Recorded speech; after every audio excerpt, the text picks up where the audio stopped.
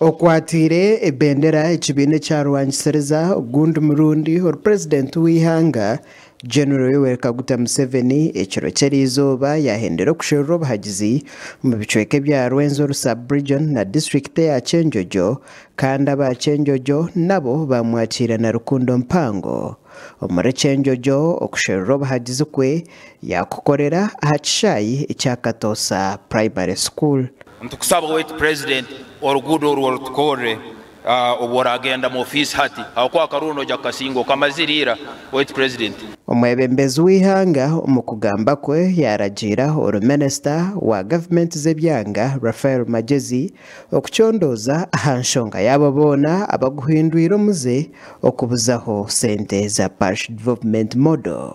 Now Minister Magezi will come here, he will be in touch with your leaders here, and he will call a public meeting and we shall finish this problem.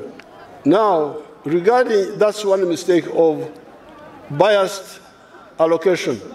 Ogu hona nabwe yaraganisa kwa kuja kutereza enshonga y'oruguuto rwa Fort Portal Mityana mubende ekiyashobora ngu government yaherezo kutekaho esente ezokukora aha ruguuto oru.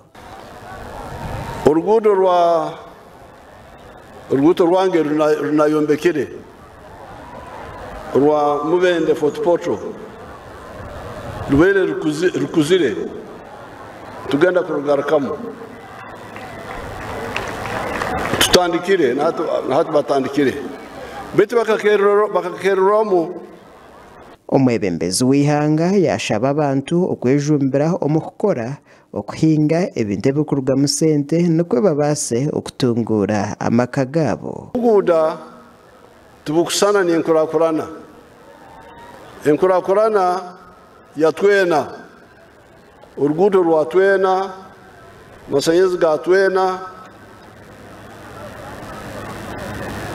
amasomero ga twena beito obuguda bwange nk'omuntu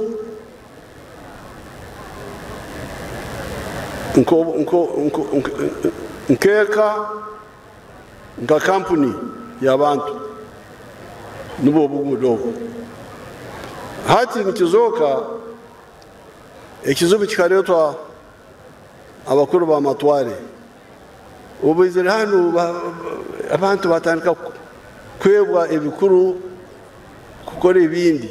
Izobe rya nyenkyakare omwebembezi w'ihanga naija kuronda obuhagizi omu district ya Kiryandongo hamwe na district ya Masindi. Amakuru aga gashakwa Ronald Ngabirano.